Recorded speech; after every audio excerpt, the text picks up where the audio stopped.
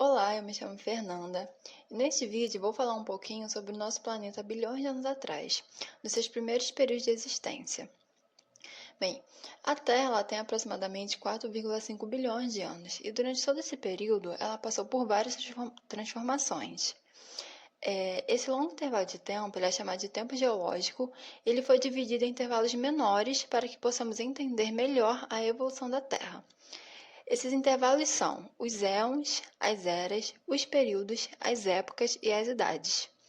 O éon é o maior intervalo de tempo e a história da Terra ele está dividida em 4 éons: o Adeano, o Arqueano, o Proterozoico e o Fanerozoico. O vídeo de hoje abordará esses dois primeiros éons, que é o Adeano e o Arqueano, que correspondem aos estágios de formação do sistema solar, os processos de formação das rochas e o aparecimento das primeiras formas de vida. O éon Adeano é o éon mais antigo, que começou há cerca de 4,5 bilhões de anos e terminou há aproximadamente 4 bilhões de anos. O nome Adeano vem do grego Hades, que significa inferno, que é uma referência às condições infernais da Terra durante esse éon. Os principais acontecimentos desse período são a formação do sistema solar, a formação da Lua, a formação da atmosfera primordial, intenso bombardeio de asteroides e meteoritos, intensa geração de calor e fusão no interior do planeta e na crosta terrestre, e muita liberação de gases do interior do planeta e intensa ação vulcânica. Bem, sobre a origem do sistema solar, a hipótese mais aceita é a da nebulosa solar. Durante o Adeano, uma nuvem de gás e poeira cósmica girava lentamente em formato de disco, e devido à rotação, grande parte da matéria dessa nebulosa foi para a parte central da formação, ou seja, a parte mais densa da massa se concentrou no centro, criando um corpo esférico. Então, uma vez que esse fragmento ele se destaca das outras partes, ele se torna um objeto bem definido, com identidade própria e campo gravitacional destacado do restante da nuvem. E assim acredita-se que o Sol teve sua origem. Enquanto a nebulosa girava e concentrava o material mais denso no centro, os outros materiais menos densos eles colapsaram em certos pontos, formando pequenos corpos chamados planetesimais. Esses corpos eles foram colidindo e grudaram nos outros, até que esses planetesimais eles ficassem grandes o bastante para começar a atrair material com seus próprios campos gravitacionais, dando origem aos planetas. Os planetas a se formarem na parte mais distante do Sol originaram os planetas gigantes e gasosos, que são Júpiter, Saturno, Urano e Netuno. Já os planetas menores e rochosos, eles se agregavam mais próximo ao Sol, que são o Mercúrio, o Vênus, Marte e o nosso planeta Terra. Bem, após a formação do planeta Terra, um corpo do tamanho de Marte, chamado Theia, colidiu com o planeta e lançou grande quantidade de material para sua órbita. Os estudos eles sugerem que grande parte dos ingredientes necessários ao surgimento da vida na Terra chegou aqui por meio dessa colisão. E os detritos desse impacto teriam se acumulado ao redor da Terra e, com o passar do tempo, devido às forças gravitacionais, eles se juntaram e eventualmente formaram a Lua. Os estudos eles trazem evidências que sustentam essa hipótese do grande impacto. Análises do material lunar trazidas pela missão Apollo sugerem que essa colisão levou à mistura entre os corpos e que a Lua e a Terra, após o impacto, tiveram composições similares, indicando que os dois objetos têm a mesma origem.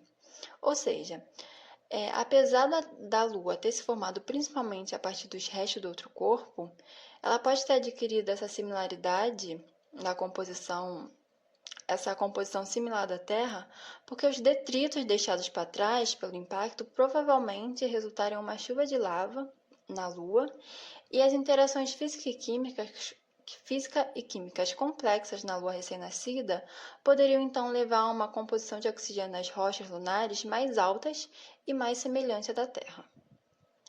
Bom, sabemos que a Terra ela é formada por camadas, de camadas. Então, essa formação ela teve origem a partir da fusão do interior do planeta, que permitiu que o ferro mais denso ele afundasse para o centro, formando um núcleo pesado, e o material menos denso ele subiu para a superfície e formou a crosta do planeta. Já os materiais com densidades variáveis ficaram entre o núcleo e a crosta, e a crosta, formando um oceano de magma, que é o manto. Recém-formada, a Terra era composta de rios de rochas derretidas, vulcões em erupções, crateras e ocorrência frequente de quedas de asteroides e meteoros. Esses impactos, juntamente com a radioatividade de muitos elementos no interior do globo, liberavam uma enorme quantidade de calor. E os gases liberados pelos vulcões criaram uma atmosfera quente, densa e carregada de poeira e cinzas. Bem, quase todo o material em torno do Sol ele já havia sido agregado a algum outro corpo há cerca de 4,3 bilhões de anos. E a formação do núcleo e a diferenciação do sistema Terra ela havia sido completada no fim do Adeano. O único registro desse éon são grãos de silicato de zircônio incrustados em rocha na Austrália, datados com 4,4 bilhões de anos. E é dessa forma que é possível estimar a idade da Terra, de aproximadamente 4,5 a 4,4 bilhões de anos, já que o material mais antigo encontrado são esses minerais datados em 4,4 bilhões de anos. Porém, com exceção desse material, as formações rochosas expostas mais antigas do planeta são arqueanas. O éon arqueano ele é marcado pelas principais formações rochosas. Vamos ver sobre ele agora.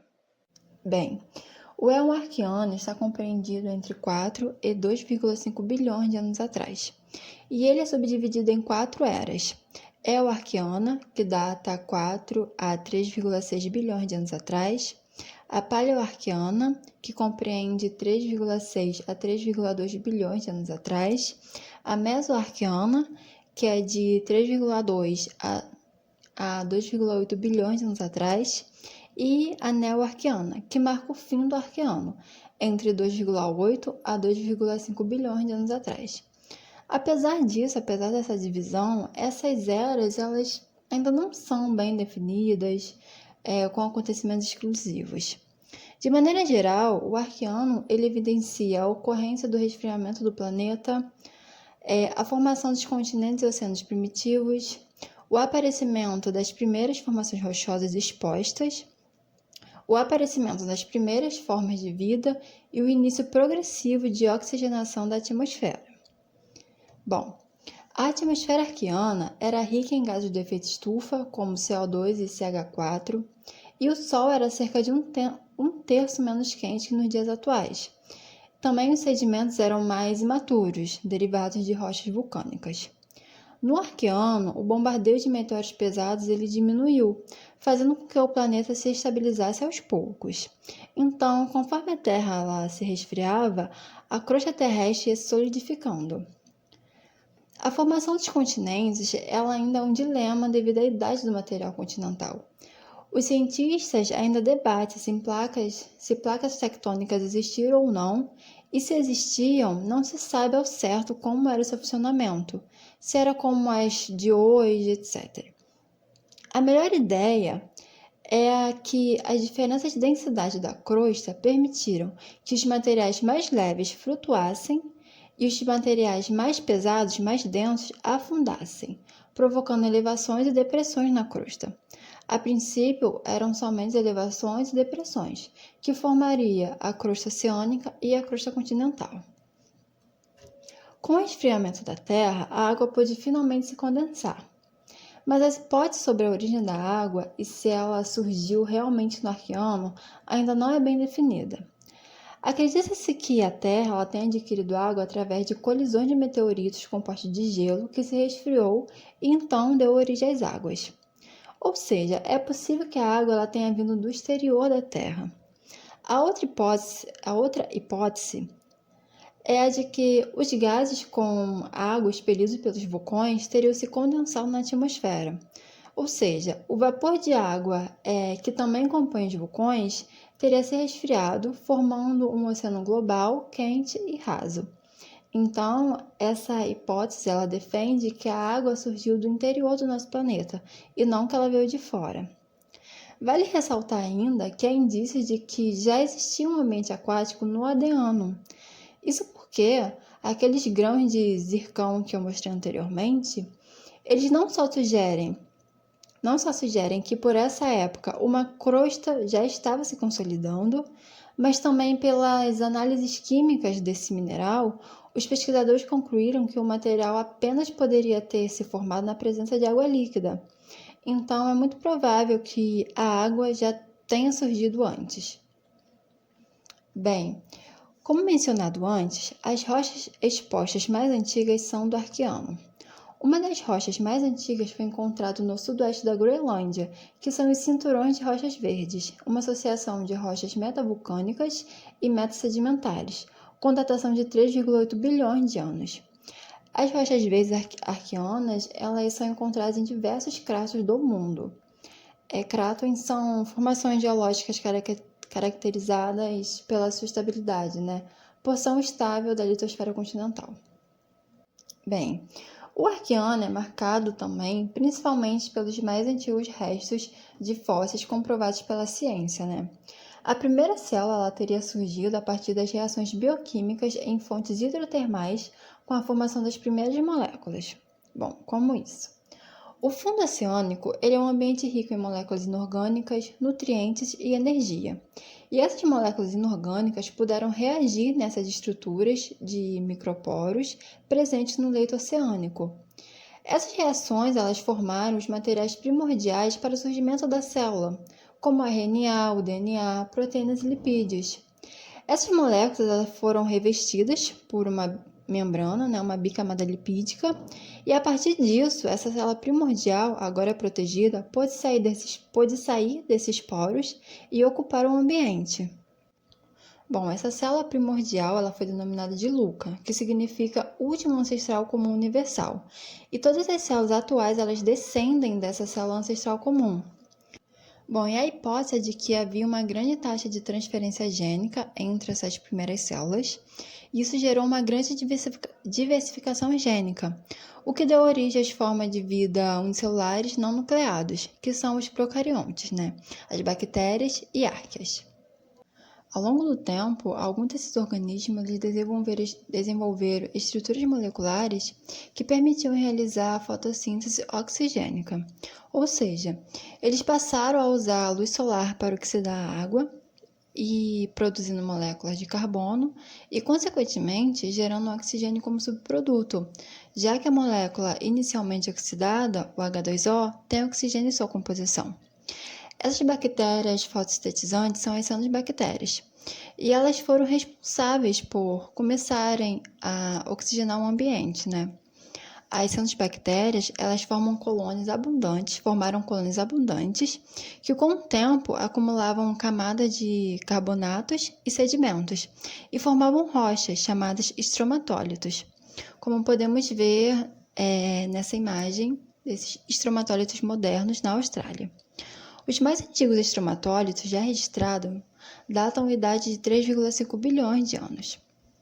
Bom, o oxigênio produzido pelas cianobactérias começou a se acumular na Terra, só que esse acúmulo foi milhões de anos mais tarde, não foi exatamente no Arqueano. Mas com isso, o ambiente oxigenado ele possibilitou o surgimento de outras formas de vida, vidas mais complexas, como os eucariotos, as algas, os invertebrados, plantas, os mamíferos e até nós, seres humanos.